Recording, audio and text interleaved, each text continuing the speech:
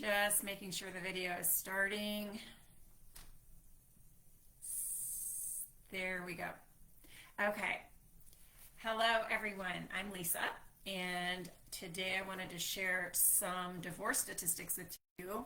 And I want to share some information I found at modernfamilylaw.com, and there are other resources I've gotten this information from as well, like NPR News and some other websites, and the statistics are pretty much the same across the board because a lot of research has been done on this. But as of 2024, the US divorce rate is 40 to 50%. And there's good news, bad news here. So it's really been declining over the decades. It was really high in about 1980, and it has declined quite a bit since then, but it's still pretty high, 40 to 50%.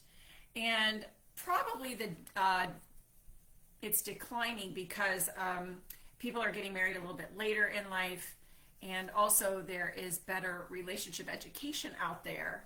So those are two factors, at least, that are contributing to the declining rate of divorce. Now, a marriage that ends in divorce, on average, the couple is married for 8 years. So that is an average. So obviously, some are married less, some are married more.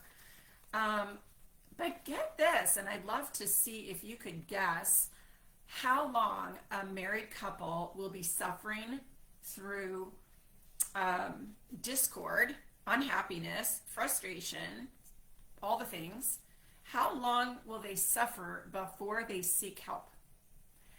And you might guess a couple of years, several months. I don't know what your guess is, but I'll tell you, it's 6 years. Couples on average suffer for 6 years before getting help, before going for therapy or whatever. So that's a long time. And I do believe, and this is where I believe I come in, is that somewhere within that 6 years, you could come to somebody like me who's a marriage and relationship coach to help you. You could go see a therapist who specializes in couples reconciliation. I'll tell you the difference real quick. When you go to a therapist, they're trained in certain methods, and they are capable of dealing with past trauma and all kinds of things related to your psyche and your makeup and all of that. And they look at both people in the relationship, and they give you lots of tools and things like that. And coaching is different because coaching really looks more at possibility. Like, what's possible here? What can we create? And we don't dig into the past so much. We are forward thinking and forward looking. Not that therapists aren't forward thinking, they are, but we operate in very different ways. So just FYI. Okay, more statistics. Second marriages, 60 to 70% end in divorce. 60 to 70%. And it's even higher, closer to 70% with third marriages. Why is that? Well, we take our problems with us, essentially. We trade them with a different partner and who has different issues. And so it might behoove you to really work on the marriage that you're in right now, unless it's devastatingly impossible. Sometimes you just have to leave, and I totally get that. But the grass isn't always greener on the other side, is what I'm trying to tell you. So approximately 40% of children in the US experience parental divorce by age 18. And 19 million children are living with a single parent, which isn't ideal, really. My parents were divorced when I was little, and my mother was lucky to remarry right away to a wonderful man. So I had a great stepdad, but it was not fun. And here's another one. Gray divorce is on the rise. So that means people 50 and over. the divorce rate for couples 50 and over has doubled since the 1990s. So that's kind of alarming. And one more statistic, and that is that cohabitation, which is living together before you get married or before you get engaged, you're 39% more likely to divorce. And that may have to do with expectations, or not talking about expectations and things like that before you live together. And then once you get married, whatever you're doing when you're living together, that's going to keep going on as you get married. So if it isn't healthy, if it's not working, you could end up in divorce, even though you've lived together and you think you know each other. So what's the conclusion? The conclusion is, for me, that divorce is painful. That's always been a thought of mine, that divorce is painful. In most cases, there are very few friendly divorces. And I think that divorces could be friendlier.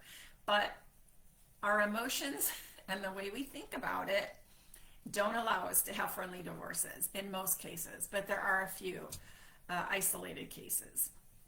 In fact, I know someone who wanted to get divorced, and then she got coaching to prepare for a friendly divorce, and it was just that, it was very friendly. But divorce is also destructive. It's destructive to the family, the children, the extended family, friendships. It's all broken up, right? It's expensive. It costs a lot of money to get divorced, and it can cost even more in terms of what it takes to survive after divorce. And and it has long-lasting effects, divorce does, on people. Children, even as they grow up and become adults, there's still unanswered questions, confusion, discomfort around divorce. And divorce doesn't necessarily solve the personal problems of the people involved, and I kind of alluded to that with second and third marriages ending up in having a very high divorce rate. So we do take our issues into the next relationship unless we learn. So I want to share a story with you real quick. My husband and I have a place up in Strawberry, Arizona. It's a little mountain community, and just down the hill and up the hill from us is a wedding venue called the Strawberry Cabins. And if you're listening to this, you may have attended a wedding there. If you're in Arizona, or maybe you've come even from out of state to attend a wedding there. But we sit on our back deck, and every Friday and Saturday night during the summer, there's a wedding celebration at the Strawberry Cabins. And we're always kind of like, oh, another couple's getting married. How nice. We can, like, sometimes we can hear, not the vows, but we can hear the talking during the wedding vows. We hear the clapping. We hear the woohoo. We hear the music and the dancing and all that stuff. And thank God they ended they have a policy that everything ends at 10 o'clock. So they're not up all night partying. But always in the back of my mind, I'm thinking, oh, they have a 40 to 50% chance. Isn't that sad? I hate thinking that, but anyway, it's a thought I have.